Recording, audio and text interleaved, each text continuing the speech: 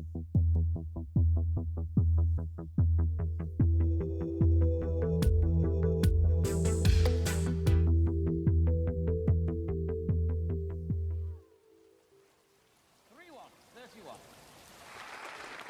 now, for the first prize in today's raffle in aid of the roof appeal. Thank you, Lily. Indeed.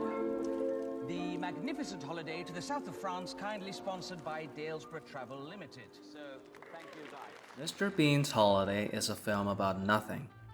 A man who barely speaks, wandering through France, causing chaos, and yet, somehow, he changes people's lives. The film follows Mr. Bean.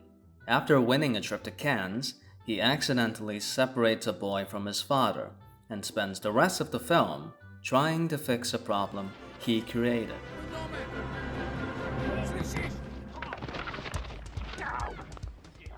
Along the way, he discovers the wonders of France, bicycling, true love, friendship, and something quietly beautiful.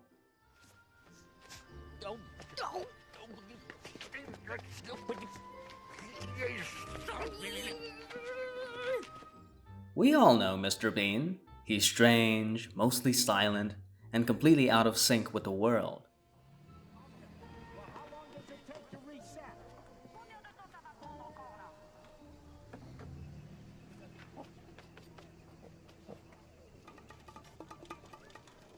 And somehow, that's exactly why Mr. Bean the character works.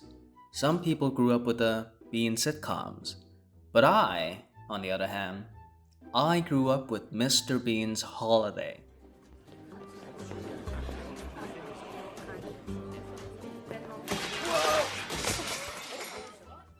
I believe this is the peak of Mr. Bean. Maybe it's the best there is. On the surface, this film is about an idiot in France trying to get to Cannes, but underneath, it's about someone who doesn't understand the world and still manages to make it better because he doesn't close himself off from it. He walks into everything, blindly, honestly, without fear. An alien on a strange land with toddler energy who causes trouble but ends up making everyone's lives better. The heart of this film lies in the accidental connections that made this film. It's the connection. The boy,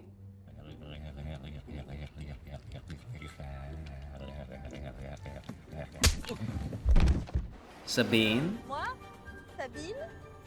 Toi, Bean. Bean. Bean.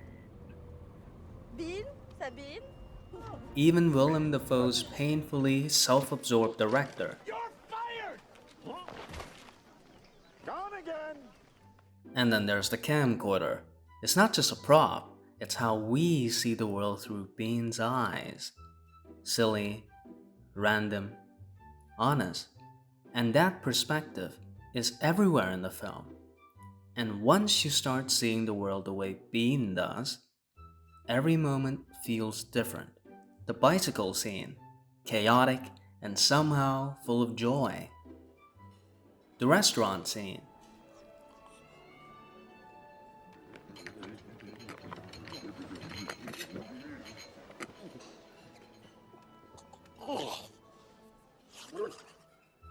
awkward, uncomfortable, and completely hilarious. The maitre d' is subtly turning the whole thing into a game at Bean's expense. It's not one big moment that defines this film. It's a chain reaction of small ones. Is it really so hard for you guys? I mean, all you have to do is this.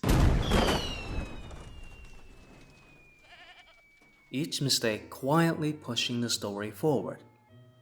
And by the time you reach Cannes, you start to realize none of this was accidental. This is a film I keep coming back to, not for the story, but for how it feels. There is something about the contrast, being against Paris, against the countryside. It almost feels like the world itself is pushing against him. and he just keeps going anyway.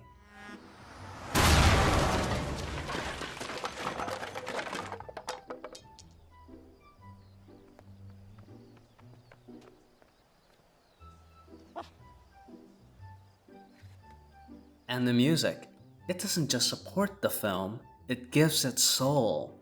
Howard Goodall's score is innocent, playful, a little bit lost, and somehow epic. If you're going on a trip, play the soundtrack to the film and it will instantly make your journey better. I'm not kidding.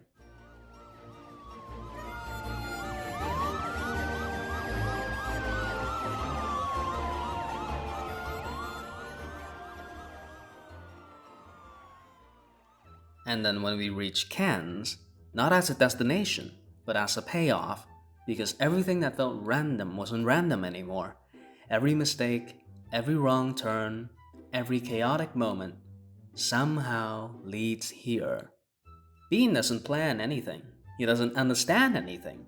And that's exactly why things work out.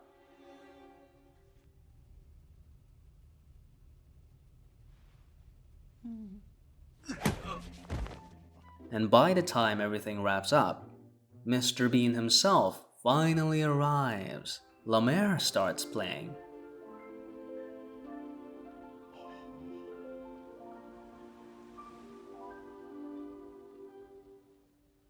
And suddenly, this ridiculous journey becomes something else. It becomes human.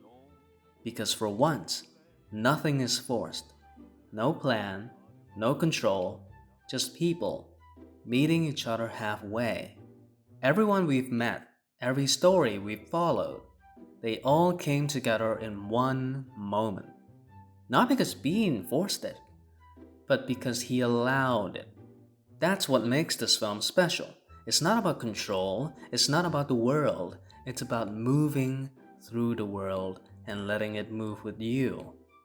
One thing I love about the character is this.